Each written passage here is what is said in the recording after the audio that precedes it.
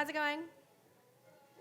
Good. I want everyone to know that I was like getting ready. I like wrote down a post-it. I spoke to Neil this past week. He was like, "You need to start like thinking about what you're gonna say before you get up here." And I was like, "Oh shit, you're probably right."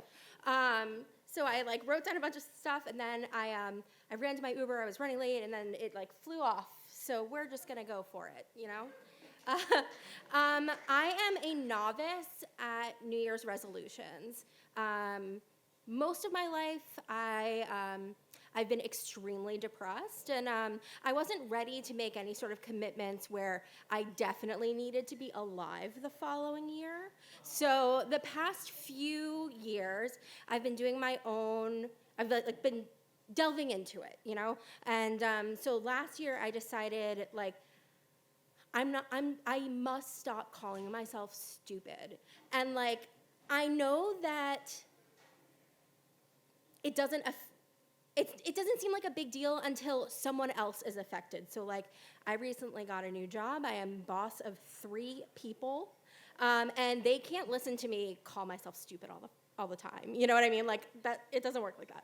So, so there were mixed results. One of my first years doing New Year's resolutions, I basically what wound up happening was I sort of downgraded stupid to dumb, and now I just call myself dumb all the time. And I'm like, harm reduction, right? Like it's a little better.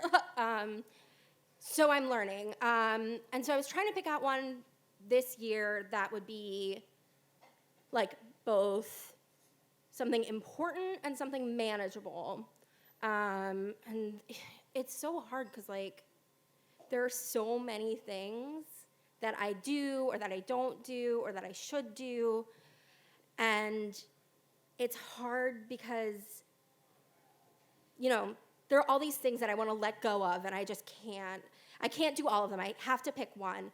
And that choice was taken from me by the Michels cashier. Oh, from Michels Arts and Crafts Studio. I don't know if you're all familiar, but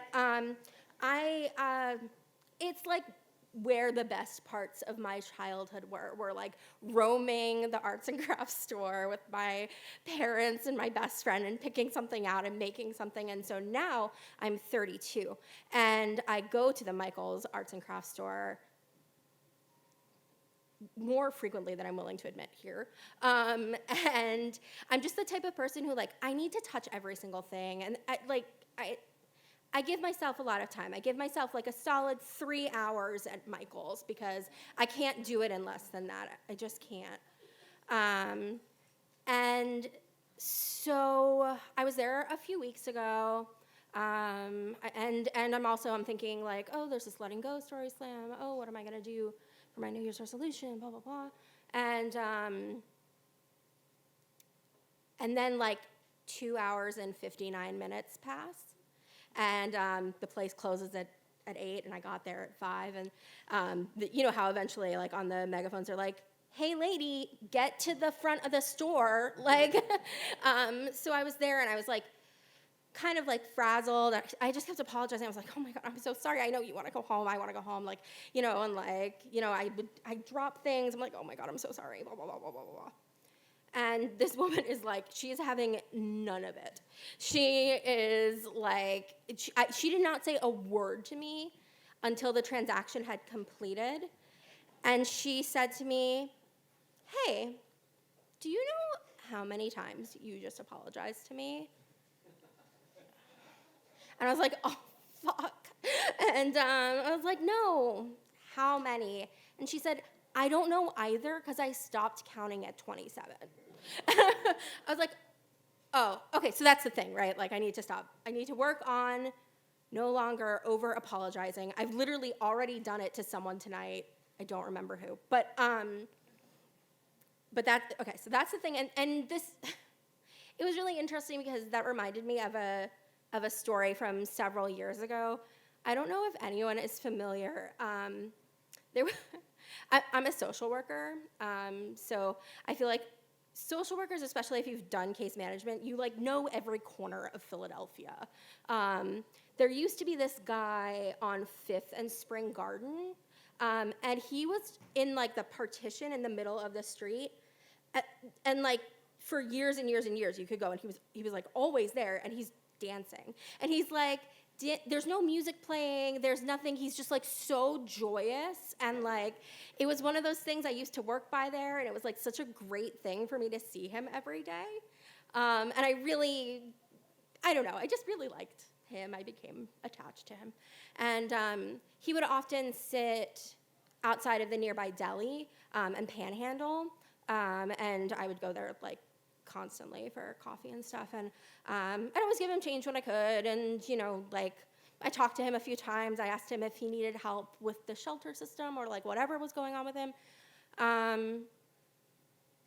And one day, again, it was one of those days. This was like pre-New Year's resolution, so I was really depressed. And so I was just having a day where I was just really overwhelmed. And he held the door open for me at the deli. But you know how like people do that where like they'll hold the door, but they're like expecting a tip. And I felt so bad because like, A, because I was just feeling bad, and B, because he had done something for me, and I would like to be able to give him. Anyway, I started apologizing to him like profusely. And he was like, he took me aside. He was like, listen. He was like, we need to talk about this because, A, he was like, stand tall, right? He was like, you can take up space. And I'm here, I'm like, I'm a therapist. Like, I should be able to say these things to myself, but I can't. And he was like, and he just kept going on. It was like this very empowering, kind of conversation. And he said, do you know how many people walk by me and they don't just not give me anything, they don't look at me, And